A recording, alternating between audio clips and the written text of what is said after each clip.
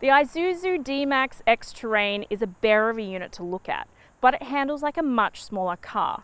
And for young families, this has one of the best rear seats I've seen in a ute, plus has all the things that you expect and want from a workhorse. This might just be the combo that a lot of families are looking for, and not just as a second car. Let me show you why. This model will cost you around $67,000 before on-road costs, which is fairly competitive considering the market. Plus, it has good features, drives well, and looks sexy. That's a lot of boxes already ticked, but some of the highlights include the heated front seats with synthetic leather trim, wireless Apple CarPlay, and four-wheel drive capabilities. Our version has been fitted with an optional tow bar tongue kit, a 12-pin plug, an electric brake controller, and rubber floor mats. But worth considering for a true adventuring family. The X-Terrain hasn't seen a massive change in design, but there are a few things that make it feel more purposeful than the previous model.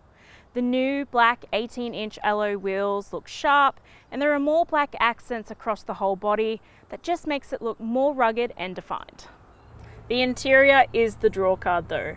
The red stitching, soft touch points throughout, and black headliner does make it feel quite polished inside. However, there are some harder plastics mixed in there and rather flimsy feeling sun visors, which lets it down just a little bit. The 9-inch touchscreen multimedia system is well integrated with the large air vents, and there's nothing clunky inside. The controls are nice and sleek, and everything is where you expect it to be. The stalks are chunky, and the steering wheel itself feels really good underneath my hands. And while the instrument panel isn't super customizable, there is something quite nice about the simplicity of it. I think that's compounded by the traditional gear shifter and handbrake. There's plenty of space and storage up front. The seats are really comfy, and the side bolsters hug you in corners, which is great. The electric driver's side with lumbar support was most welcome. I just would have liked to have seen it on the passenger side as well. The touchscreen can feel a little bit basic, but it was a bonus having the built-in sat-nav, and it was easy to connect my iPhone 8 Plus to it. I was a little bit disappointed that there was only one USB-A port up front because there's no wireless charging pad. And while you do have the 12-volt port, I just don't feel like they get used as much on a daily basis. I do really like the retractable cup holders in the dash though. I thought they were really fun and very practical. There's a good amount of headroom and legroom, but I'm only 5'6" or 168 centimeters, and a taller person may not agree. I really like the amenities in the back row because I feel sometimes that they can be forgotten on a ute. However, you've got really good directional air vents and a USB-A port, so that's a real nice bonus. The best thing though is how easy it is to configure this back seat to suit your family's needs. There's ISOFIX mounts on the outboard seats, but it's the top tether system that deserves the praise. There's one anchor point up top that services both seats. To use it, you simply thread your top tether through the top strap and attach it to the anchor point. See how the position would naturally angle the tethers away from one another, making it easy to unclip individual seats. My 6-year-old really loved how easy it was to get in and out with the side steps and how good the view was from the wide windows. A bonus with the rear seat is that it also has a 40-60 split fold if you need that extra space. I really like the tray. The assisted tailgate opening is very handy, especially because I usually find them quite heavy to open. The retractable hard tonneau cover was fantastic this week because A, it's lockable, and B, you can secure it and reposition it in case you need extra overhang space for larger gear. Plus, my favorite, you can lock it off so it doesn't fling to the back. Super practical. I like that the tray liner has thick ridges to minimize movement of gear, and I can confirm that even with all the heavy rains we had this week, my stuff was bone dry. If your gear does roll to the back, you only have these steps. However, they're low enough that it's pretty easy to get on and off.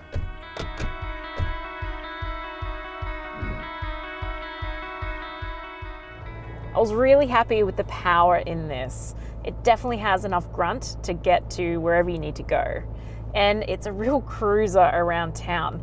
It's only when you're tackling hills that it starts to feel a little bit heavy. You do have to hover on that accelerator to keep your speed consistent. The four-wheel drive drivetrain is fantastic for families who may need it.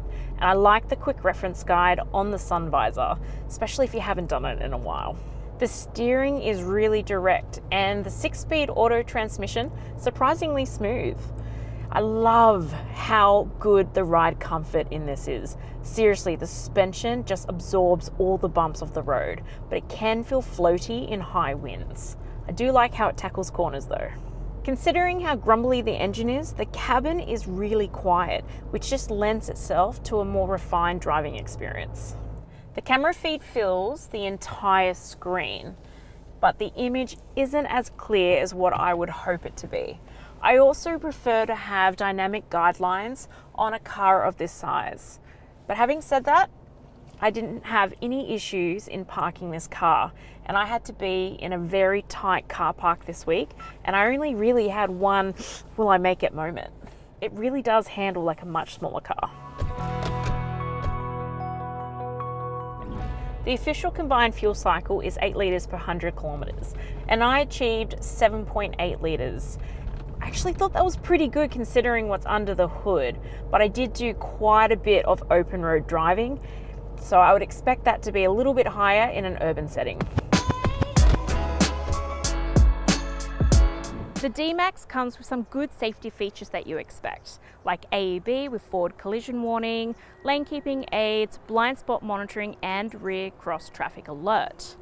It has 8 airbags, including a driver's knee airbag, and has a maximum 5-star ANCAP safety rating from testing done in 2022, so it's nice and fresh. The D-Max comes with Isuzu's standard 6-year or 150,000 kilometre warranty, whichever occurs first, and up to 7 years roadside assistance. It has a 7-year cap price servicing plan and averages $527 per service, which is competitive for the class. Servicing intervals are also reasonable at every 12 months or 15,000 kilometres, whichever occurs first. The Isuzu D-Max X-Terrain is an awesome ute and offers real practicality and versatility for small families. It has the creature comforts, but that 3-litre 4-cylinder turbo diesel engine has the grunt that you need if you're wanting a workhorse that still moonlights as the family car.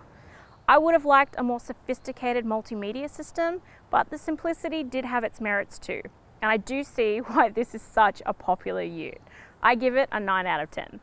My son loved the big brutish size of it and honestly didn't want me to give it back. He gives it a 10 out of 10. If you're after more details, check out the full review at the CarsGuide site. The link will be in the description, and I'll see you next week.